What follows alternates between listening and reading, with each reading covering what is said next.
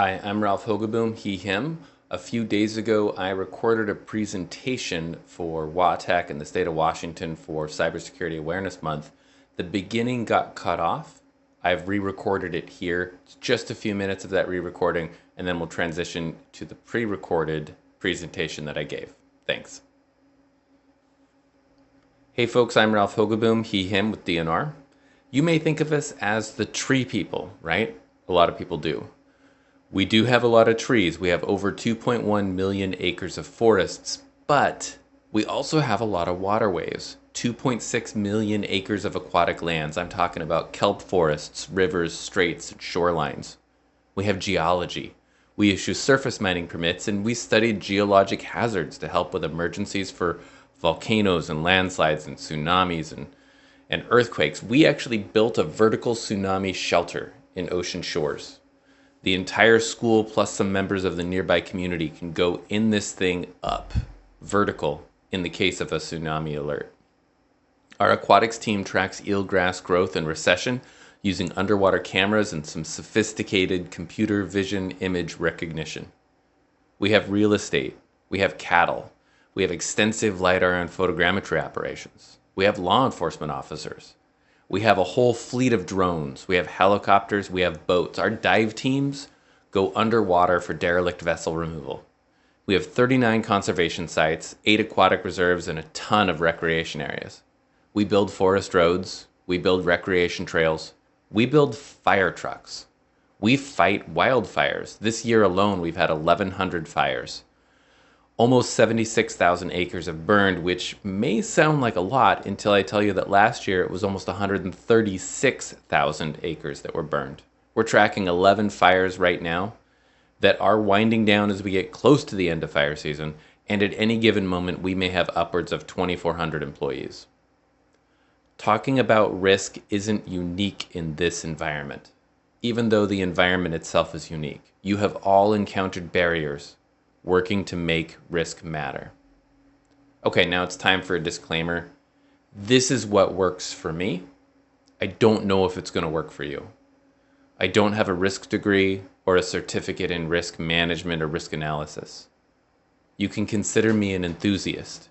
And this talk is centered on cybersecurity risk, not enterprise risk management. I don't have experience working on enterprise risk management, it's a whole separate thing. And I have a ton of respect for the people that do that really big picture stuff. That's not where my experience is. And so I can't speak about that. Take what you like and leave the rest. I also want to say thanks to some friends. Wayne Whiten, Sydney McConnell, Liz Lewis-Lee from DNR have all been super influential in helping my understanding of risk and making it matter. And then agency peers, Mike Jewell, and then DFW's Dan Konovich and Krishen Heaton, really, really helpful in helping me figure out how to make this thing work and how to make it useful. And then there's industry people in decision science and risk fields that I haven't met. I've read their books, I've watched their talks. The people like Alex Sidorenko, Tony Martin Vege, Sam Savage, Doug Hubbard, really, really influential people in helping me come to whatever conclusions I have that I'm going to try to share with you today.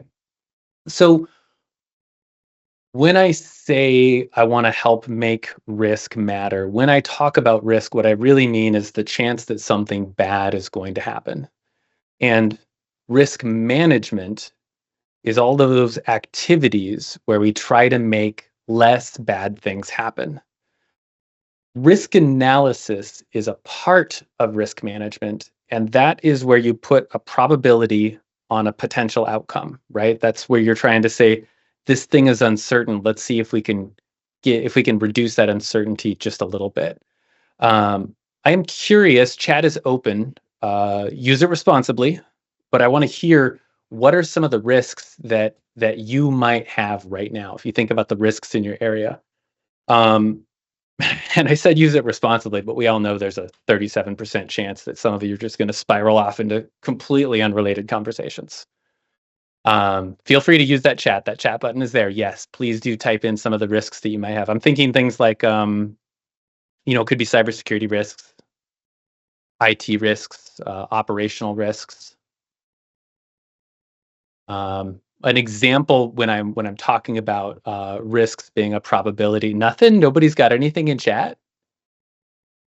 All right. Humans lack of resources. Okay, thank you, Jeannie. Yeah, software updates. Is this chat a risk? Yes, it is. Yeah, I had to strong arm people at Watech to let me open it up. Funding. Okay. Yeah, yeah. Keep it coming. Yeah, this is good stuff. I was talking to somebody earlier this morning when I did a dry run of my presentation, and she said phishing. And I thought about that. I've been thinking about it ever since. And I don't think of a phishing incident as a risk, right? I think of that as sort of the cost of doing business. When I think of a risk, I think this is something that's unexpected, something you don't plan for, something you probably have to escalate up the chain. And when I think about phishing, it's like I expect phishing attacks. It's a structural weakness in our messaging infrastructure. It's a structural weakness in our identity and asset management that phishing can happen. Now, if a ransomware attack gets in through the phishing fabric, all of these phishing attacks that come up against you, that is a risk, right? That's something that I didn't plan for. That's something that's unexpected. That's something that I would be escalating up the chain. But the stuff that is sort of I think I'll pick on project management a little bit later on. I can dig into that in more detail. There's a Steiner math. I don't know what Steiner math is, Danton. Apparently had to do an assessment of the risk to upgrade or not. Okay. I at the end of the presentation, if you're still here, I'd like to follow up with you on that because I'm curious about what that is. Knowing all the devices on the network, yeah, data sources contain individual personal information. Yeah, yes. These are all types of risks. I agree. So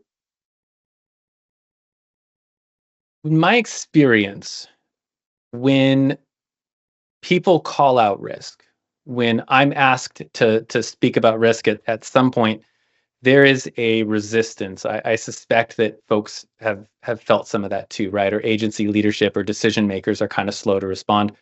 And I think that brings me to the theme of what I have to talk about today, which is that risk analysis should always connect to decision making. So I want to share a story about this to maybe explain what I'm talking about a little bit more. And I'm sorry, I'm using a different presentation. My slides are visible, right? I can't tell on my end. I'm using the direct PowerPoint live You're functionality. good. Yes. Yep. Okay, great, fantastic. Um, so story time, right? My partner, my spouse, runs a yoga studio, Little Switch Yoga, really, really cool space. And we were on a walk and we were talking, hey, about this idea of moving from individual monthly memberships to a family membership, right?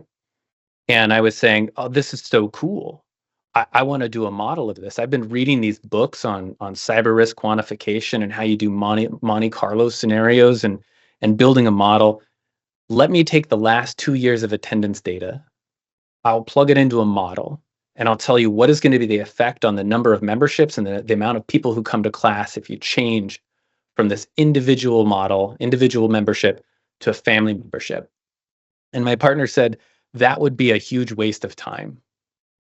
That would be a huge waste of time because I've already made a decision. I'm going to the family model. What I need help with is updating the website and changing the mobile app.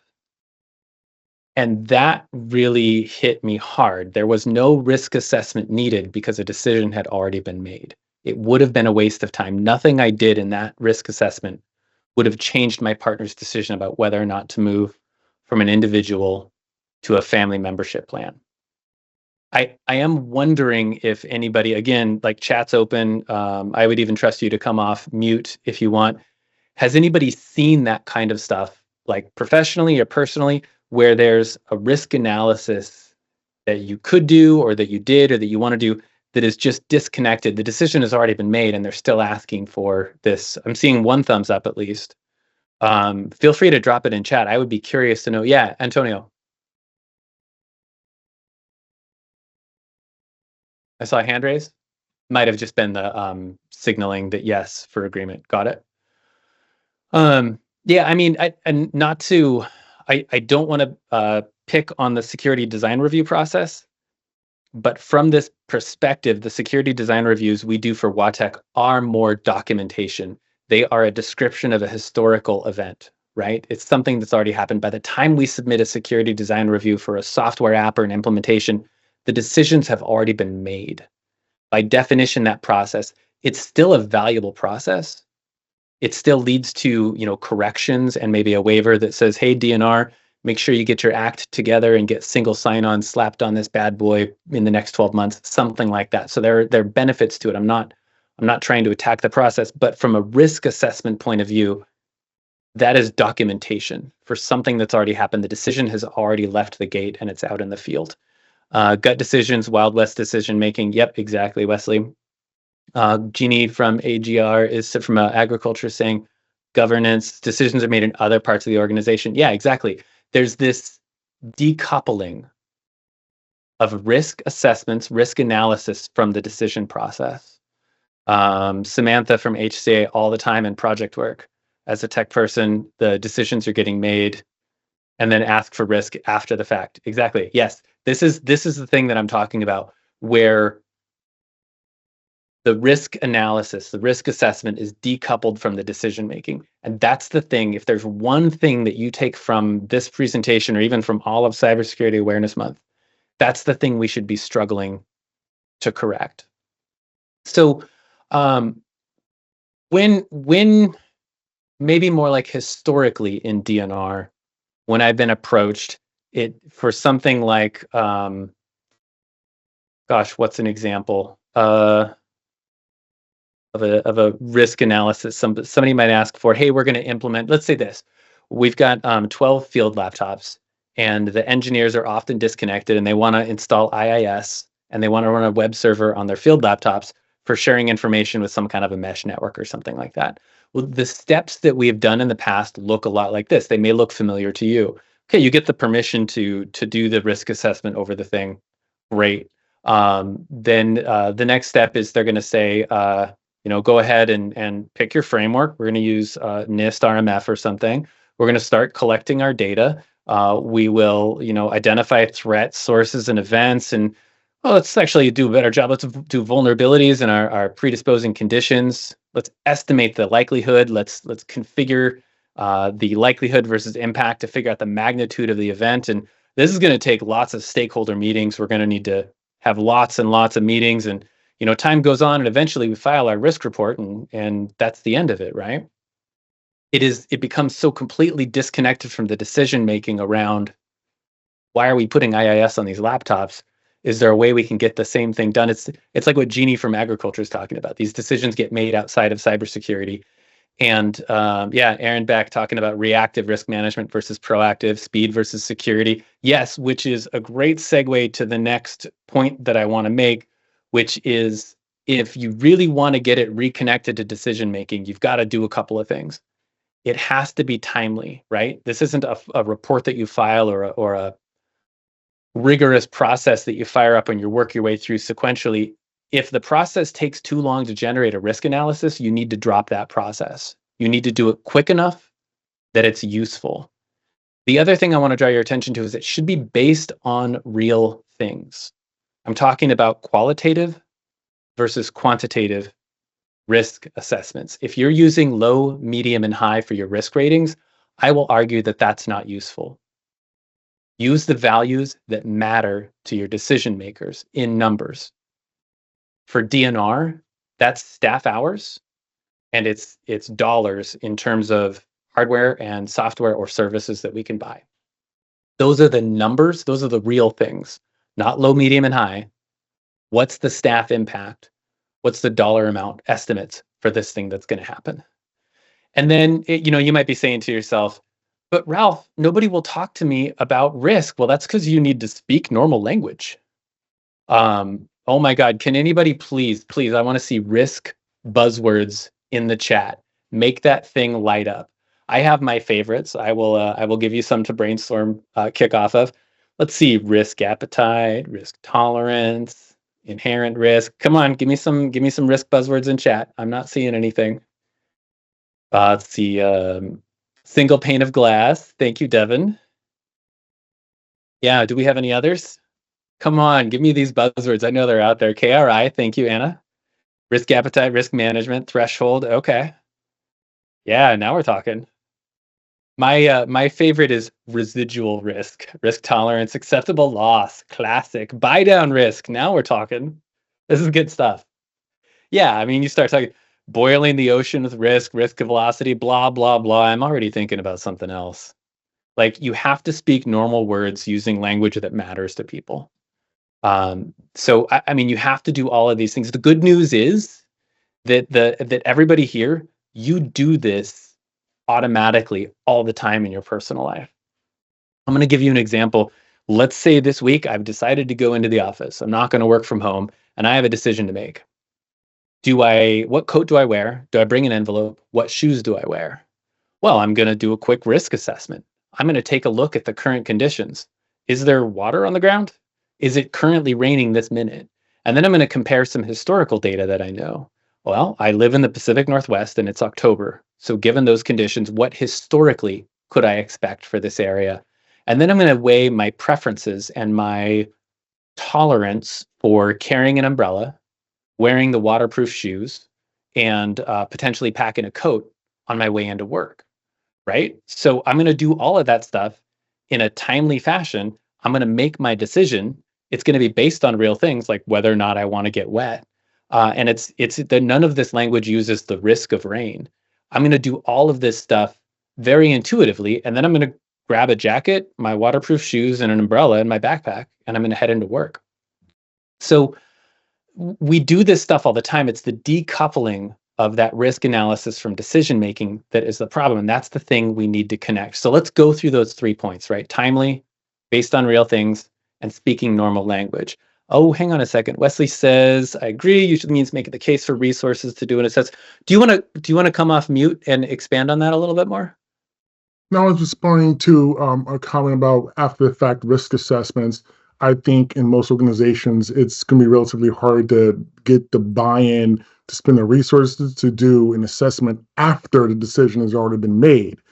I think it's easier Yeah, because a lot gotcha. of times we can't control making those decisions being made. To at the very least, institute documenting those decisions formally, including the counter statements and the counterpoints of those who didn't agree with the risk. So then we periodically review those decisions so we can run back and say, you know what? I think we do need an assessment and capture how Yeah. well that decision is working for us.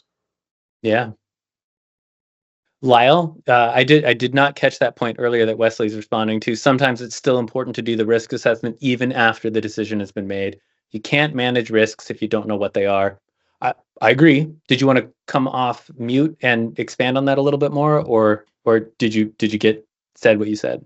I pretty much said what I wanted to, but it is, I mean, if you don't know what risks are there, even if somebody said, oh, we're doing this no matter what, you still have to manage the risks and you still have to know what the chances of something happening are and be prepared for those in the in case they come up. So I think it's important that there are times that even if a decision is made, you still need to do the analysis and find out what might happen and how do I plan for that. And I would argue that that's still part of the decision making, right? Well, So if you're sometimes saying, it should be, but sometimes it isn't.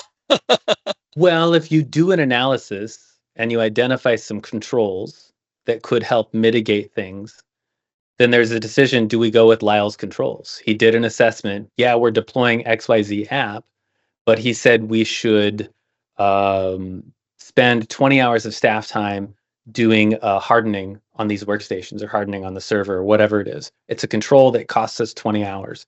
Now management has a decision. Do we do that staff time or not? Or do we accept the risk? I guess if you're doing a risk assessment and you get it in front of eyeballs, I would argue that it's still part of the decision.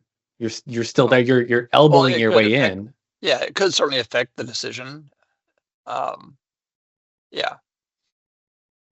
Yeah. but I've been in some circumstances where somebody's made a decision and it's like, I don't care what the risk is, we're going to do this, Right. and then you have to plan for all those likelihoods of things happening because you're going down that road. And even if you tell them, hey, this is the chances what this might happen if we go down this road.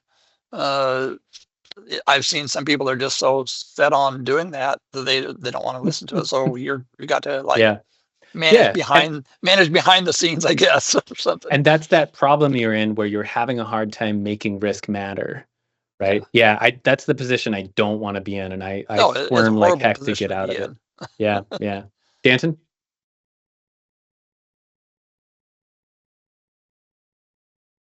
Yeah, I just wanted to speak up. It's like I was in a similar situation recently where like a decision had already been made, but we wanted to make sure that we definitely went and looked at the risk factors for this decision after the fact. And doing that kind of analysis, even though a decision is already made, we can come up with different factors that the people that made those decisions didn't think about, and we can put in mitigating factors in place to fix certain things that are already in place or things that could come up in the future. So it could be a win-win for both people that didn't do the risk analysis initially, and the people that wanted to do it in the first place. So people don't have to lose. It's a win for everybody. Yes, I agree. I would say risk analysis not only helps you make better decisions when there's uncertainty, and we've got less uncertainty when a decision has already been made, right? And so it's a less valuable push for risk assessment. But I guess I would say even stronger, risk analysis and risk assessment thrives when it supports decision making, when it's tightly coupled with decision making. That's an environment in which it thrives, and that's the environment where risk matters most, or risk analysis, risk assessment matters most. Does that make sense? Yes, I agree 100%. Yeah, I don't mean to poo-poo efforts to do things that I would consider more like a historical document, right? I just think it's better spent coupling it tightly with decision That's part of the process. I agree. Yeah. Okay, so 3 points that I had made earlier about connecting risk analysis to decision making. The first one was that it must be timely, and I promised I was going to pick on project management, and I am. I have some of my best friends are project managers. People who have worked on projects. There's that section in a project where you list risks for the project, and there are some frequent flyers that show up on every project I've been on where it's the same list of risks. Thrill me by putting that in chat right now. What are some of those frequent flyers you've seen when we're talking about project management and there's that section where you list the risks?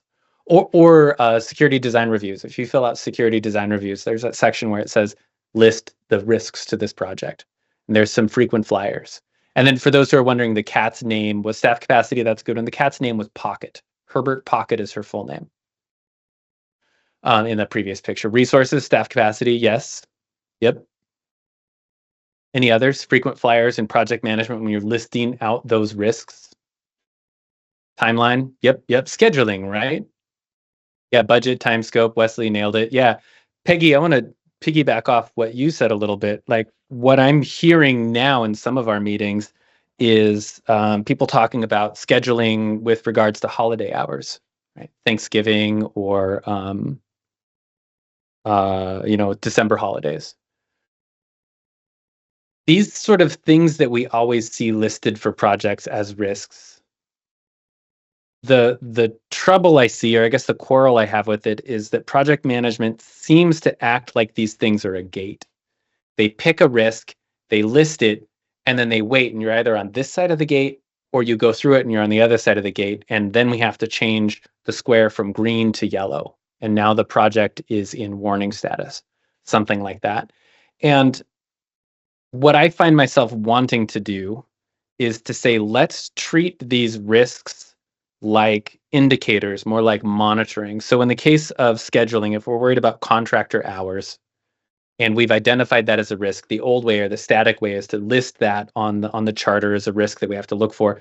The thing that I would love to see happen that I haven't yet is where you say, okay, let's not only track on our monthly meeting, or sorry, our weekly meetings where we look at the dashboard, let's track how many hours contractors spent in the last 2 weeks, and then let's predict what they're going to spend in the next 2 weeks based on leave requests, or let's ask them proactively, and let's report that amount. And it's not going to say risk; it's going to say contractor resource timeline capacity concerns, something like that. It's got a non-risk language. We're talking in real things here, and it changes from being this one-time static field of a thing that we're worried about at the start of the project and we don't look at until we get in trouble, to being a performance metric where we say, now the deal is to see if something is happening in real time. How quickly can you predict a problem? And then how quickly can you act to shore up those resources or to stop it from snowballing or to adjust deadlines? It becomes more of a performance metric. Your risk assessment of contractor and staff hours is a performance metric, not a static thing that you list at the beginning of the document and then only worry about once a box changes from green to yellow. So apologies to risk managers. I look forward to getting flamed afterwards. Right. I want to see risk not being called risk and being used to influence decisions in real time. So project management risks often lack the context that formal risk management gives priority. Yeah, I mean they sort of seem like a bit of pageantry, right, Wesley? Like it's steps you go through while you're putting together the project outline. Is that what you're saying?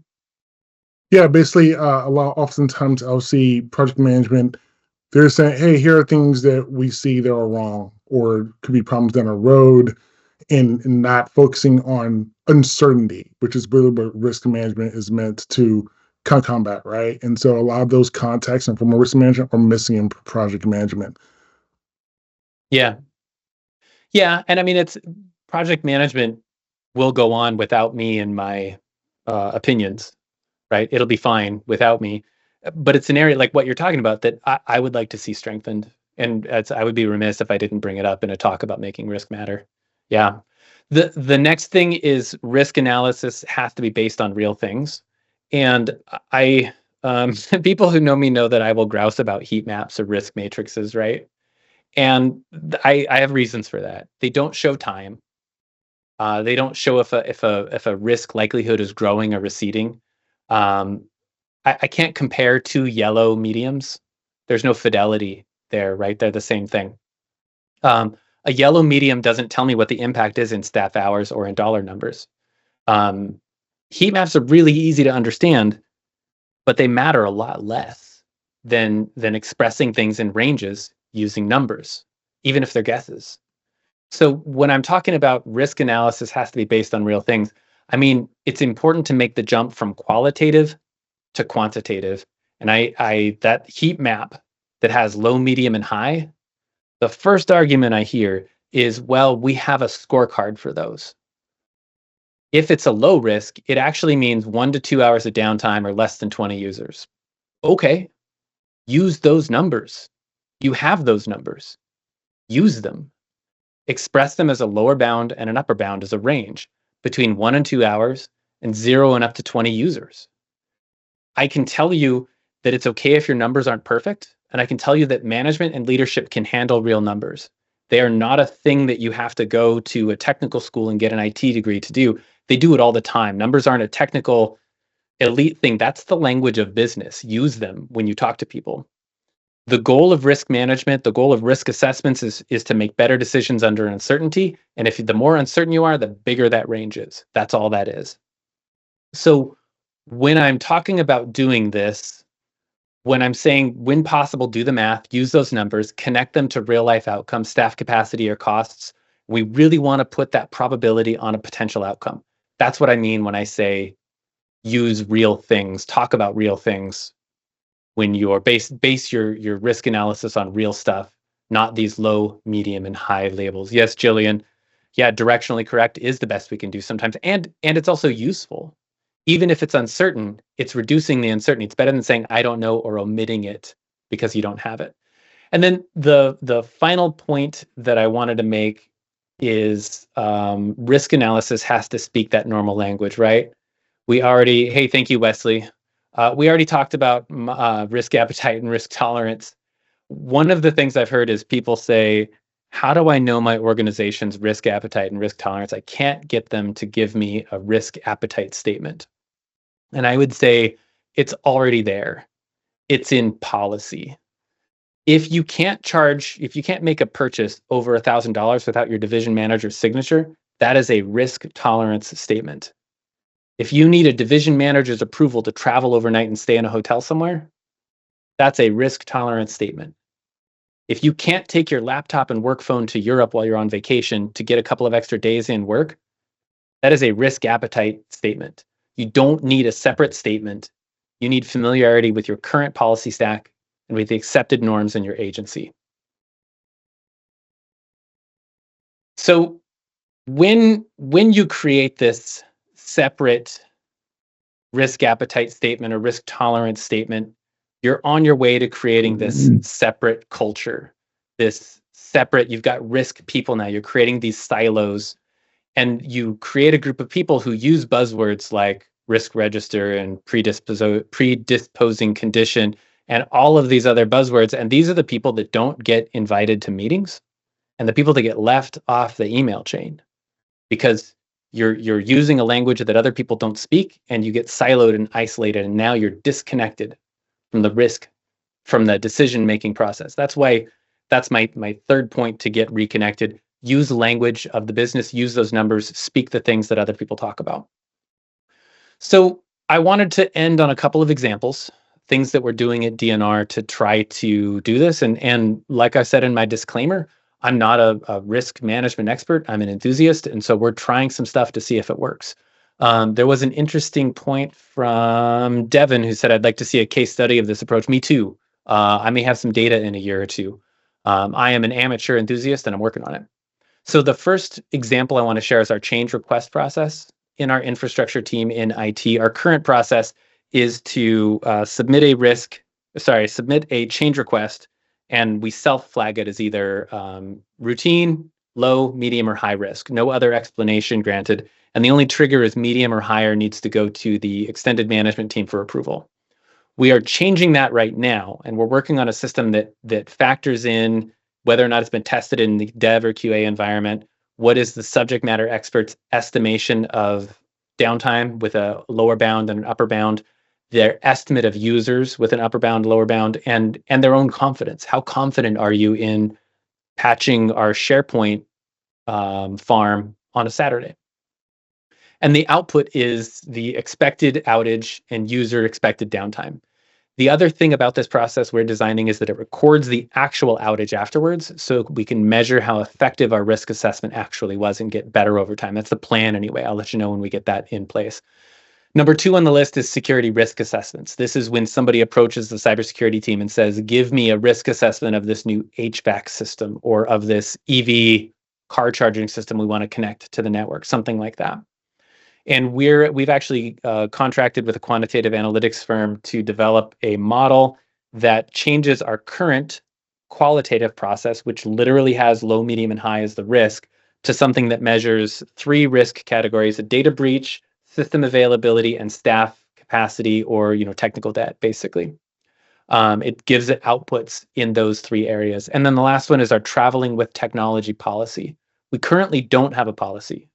We are writing one right now that has that sort of built-in risk appetite, risk tolerance statement where we say, look, wherever you're going, we're going to be checking what is the Federal Department of State's travel advisory for that destination. And then depending on that level, we're going to make some recommendations. You take a loaner laptop, you leave your laptop at home, and you get certain approvals from division or appointing authority or the agency head, things like that. Built into this policy.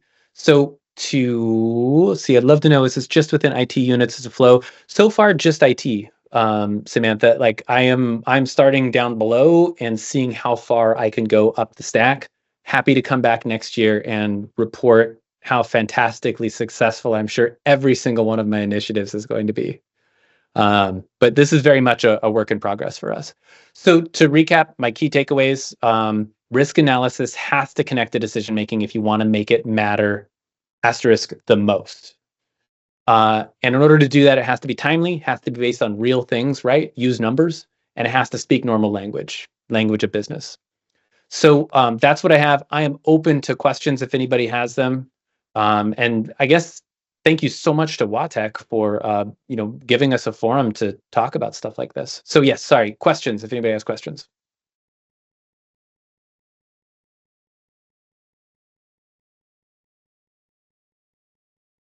You can type it in chat. You can come off mute.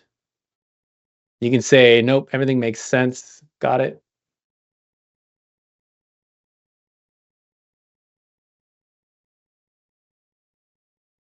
Well, looks like everything made sense. Back to you, Rhonda.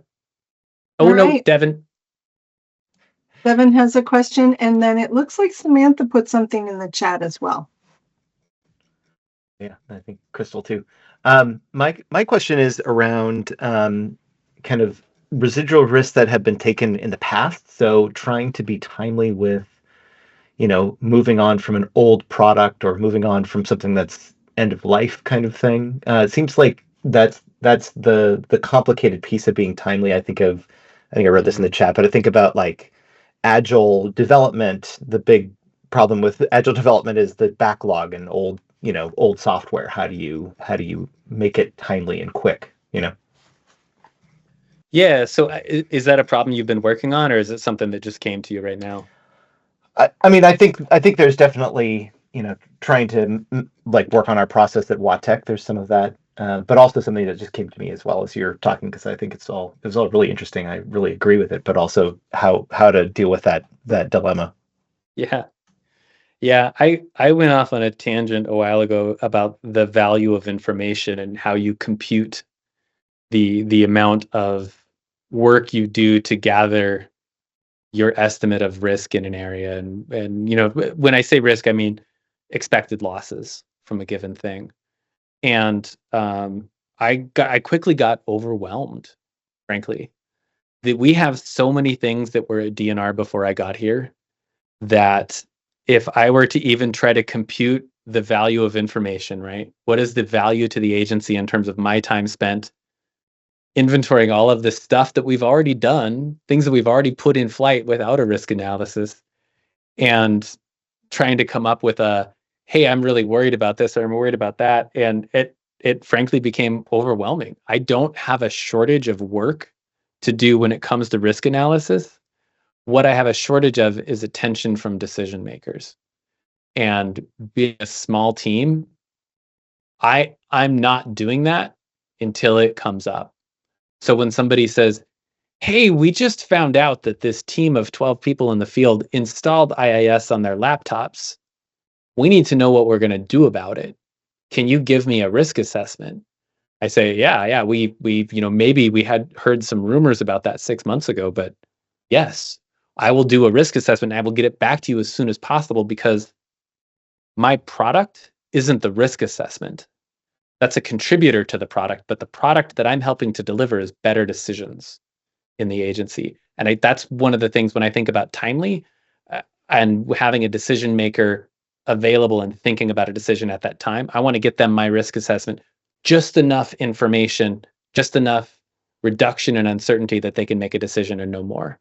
I heard it explained. That's a side tangent. I don't need to go down that route. Does that make sense, Devin? Yeah, totally. That's great. I appreciate that Right perspective for sure. Samantha, we've got 2 questions, and then Crystal. Just within IT units, does it flow out as an expectation for those projects that are using or purchasing IT products? Boy, so we have 2 project management teams. We have a project management group within IT, and then we also have an agency-wide project management group. And the agency-wide project management group has their own risk assessment process, and I haven't given them any input. We don't have a relationship yet. I suspect sometime in the next 3 years we will, and I may have the ability to influence some of that process and to participate in it. But I don't currently have a seat at the table for how they do risk. I'm just a cybersecurity guy. Your second one is, I'm wondering if you had any pushback on this in your area from those users that need to go through this process, and if so, how are you dealing with that? By talking with them and making the changes that they request as they request them. So an early version of the change request form I sent to them.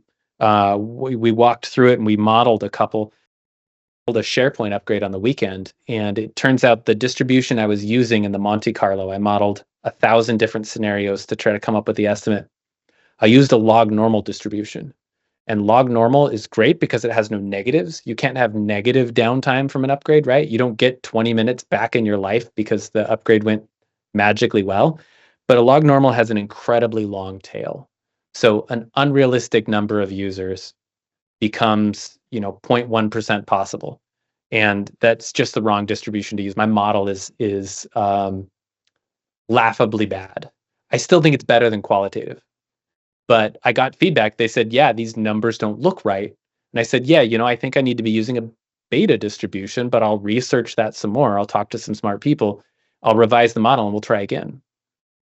So it's really just taking my time, meeting with people, figuring out what their concerns are, and then road testing it. Sam Savage says, all models are wrong, but some models are useful. And I think that makes sense. I think I agree with that. And it's that process, and it's based on relationships and people. Does that make sense, Samantha?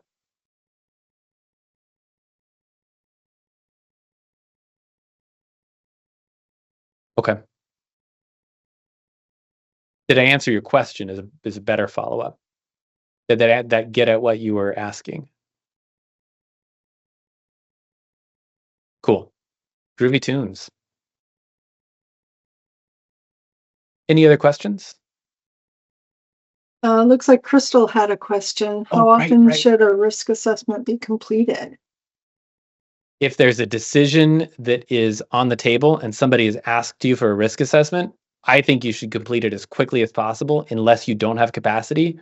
And Crystal, I have a personal checklist that I go through when somebody asks me for something, both at work and at home. Did they actually ask me for help? Because maybe they're just venting. Do I have it to give, and have I done enough? And we're a small cybersecurity team, and sometimes I can't do a timely risk assessment. But if I have it to give, and if I haven't done enough for them, and they're actually asking me for help, then I will try to do that as quick of a risk assessment as I can. Anytime that there's a decision being made, I have an ability to influence that decision and help my agency make better decisions. Again, my product is not producing a risk assessment, a final report that lands in somebody's inbox. My product is helping the agency make better decisions. That's the real output of our risk analysis efforts. Oh, Samantha, I hope your kiddo feels better soon. All right, what else am I missing, Rhonda? Oh, I just scrolled up and I'm not seeing any other questions. If we've missed your question, please feel free to come off mute and ask away. I don't see anything that we've missed. Cool. Well, thank you so much for giving us space to do this kind of stuff. All right. Thank you, Ralph. This was really informative, and I think it